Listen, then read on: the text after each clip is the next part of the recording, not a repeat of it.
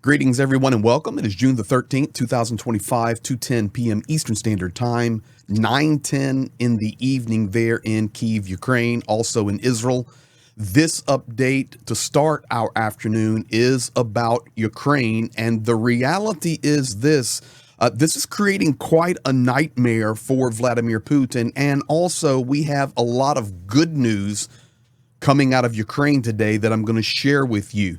Also, we need a clarification on misinformation that is being spread by Free Radio or Liberty Radio or whatever. And Ukraine has confirmed that they were translating Subiga, who is the foreign minister, incorrectly. And I'm going to update you on that. Thank you for being here. Thank you for sharing, liking, commenting. We appreciate all of you.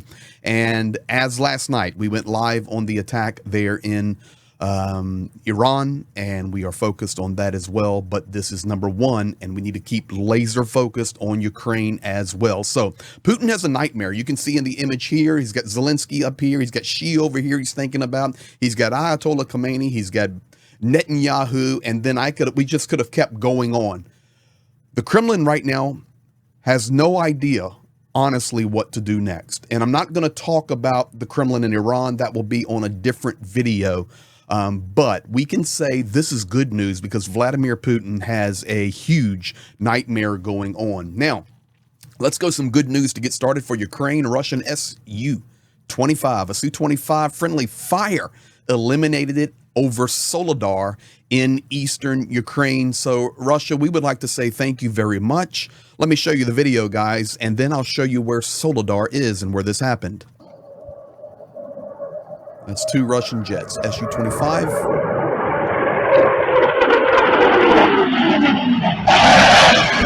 strikes the other. Pilot ejects.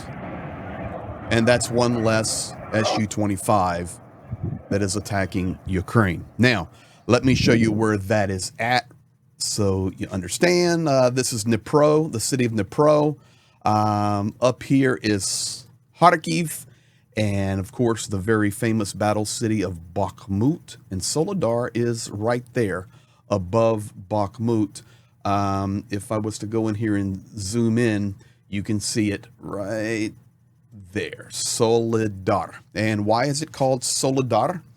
Because this is a high concentration area of salt mines and natural salt resources that Ukraine has. So that's why the very fertile ground there for salt, to be quite honest. So that is good news. Let's go now.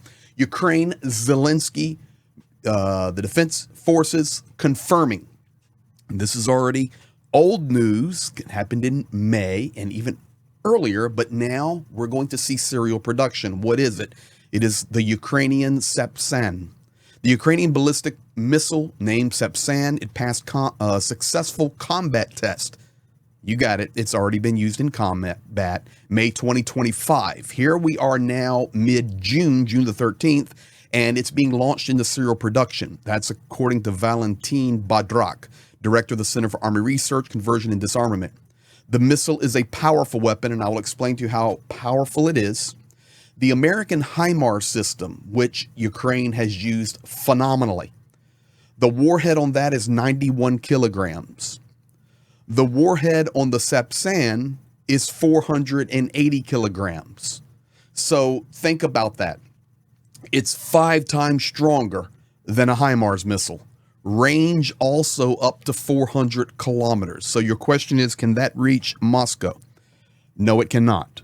But it can wreak havoc everywhere out to 400 kilometers. How many does Ukraine have already produced? We do not know, but they are active and they are being produced. Good news for Ukraine. Now, Subiga, the foreign minister, was talking about negotiations. He was interviewed. This is the story that went the wrong way because it was interpreted improperly that Subiga had said Ukraine is not negotiating anymore. We're leaving the negotiating table. So I can tell you as of right now, mid-afternoon, June the 13th, Ukraine is not leaving the negotiating table. What he did say is the negotiations aren't accomplishing much. And then that narrative was taken and a lot of misinformation began to run on social media. So let's clarify it. Here is Subiga. We need negotiations where decisions are made and issues are resolved. The last round in Istanbul was mainly about prisoner exchange. We're interested in a presidential level meeting and are ready for it. We'll see what happens next. Our main goal is to bring peace closer. The key now is to achieve a ceasefire to stop the fighting. Ukraine has shown it's never been an obstacle to achieving peace. We're committed to peaceful efforts. We welcome U.S. and Trump's efforts for a just peace this year. The war is on our soil, our people are suffering.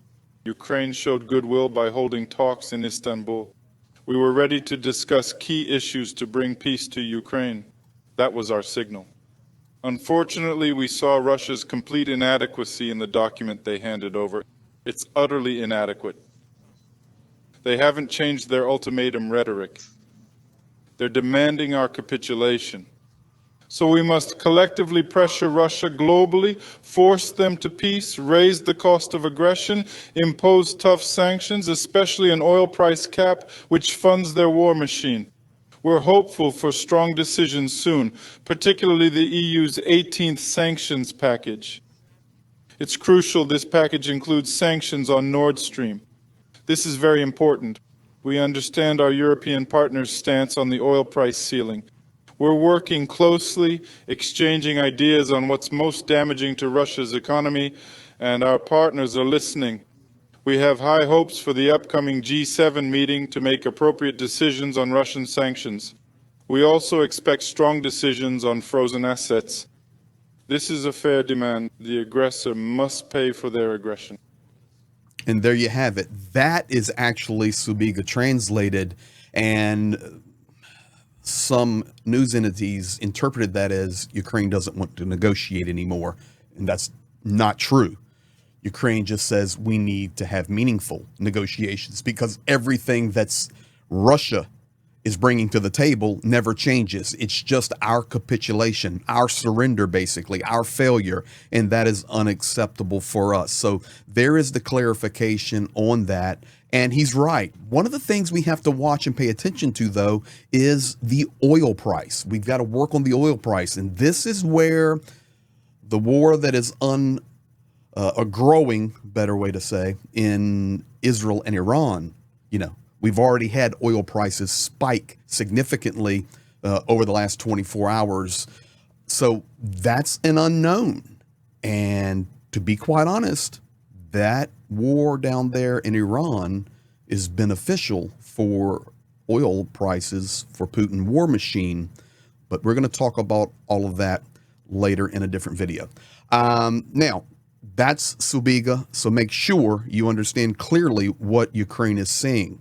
We want victory. We want to do it the right way. The aggressor has to pay the price for aggression, and they need to stop bringing us meaningless negotiations. I mean, the only good things that have happened have been prisoner returns, exchange of fallen. But other than that, a waste of time. Let's continue on, guys. Kherson.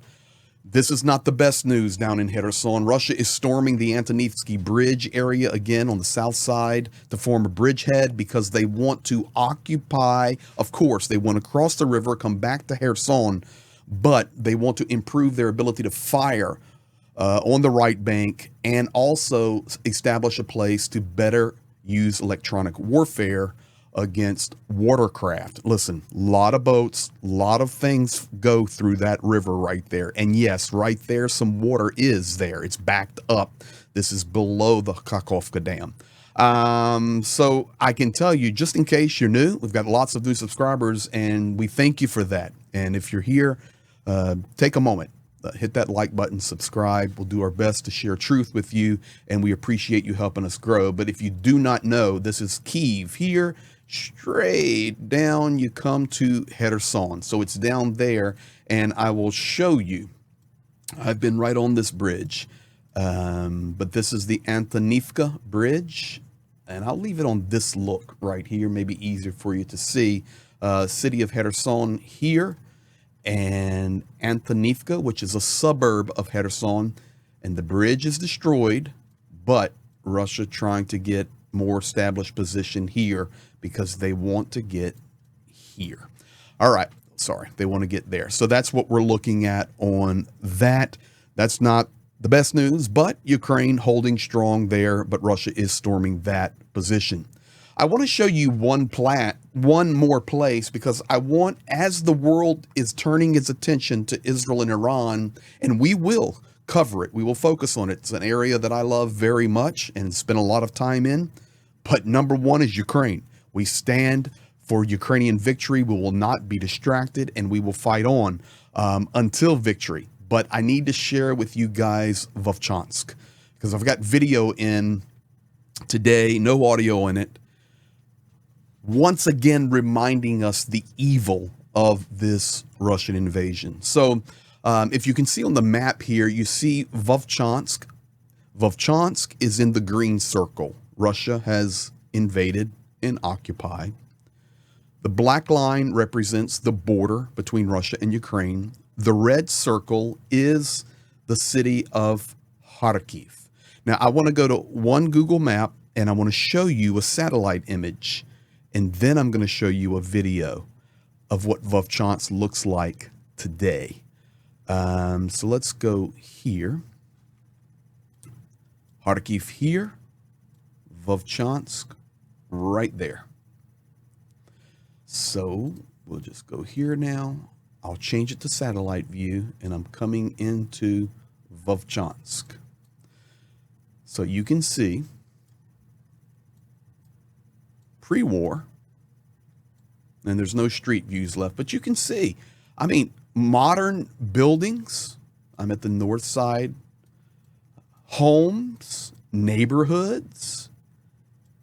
This is the downtown area. Beautiful, beautiful homes. This would be the Central Park. Look at the soccer field. And we could just go on and analyze the whole city. It was beautiful. But unfortunately, keep this in your mind. This is Vovchansk today.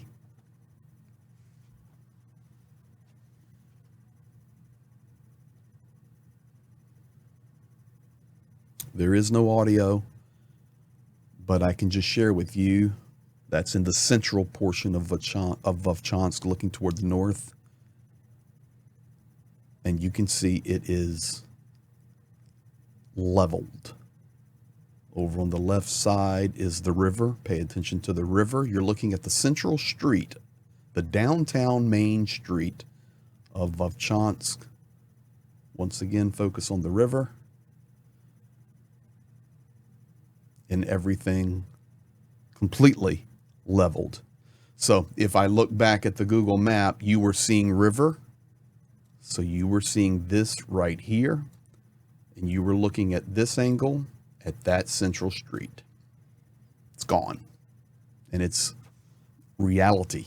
And that's why we do not stop.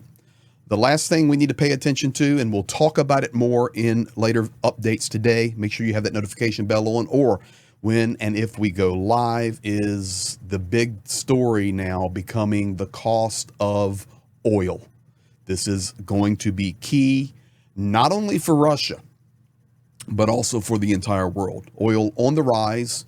We're very early in this, especially in regard to the war between Israel and Iran, but it's going to affect everything. But remember this, oil going up benefits Vladimir Putin and his war machine. That's where we're at today, fully updated on Ukraine. I'll keep you posted. We've got some good news, got some not good news, but we fight on. Thank you for being here. Thank you for all your kindness and your help. Be blessed, and we'll be back.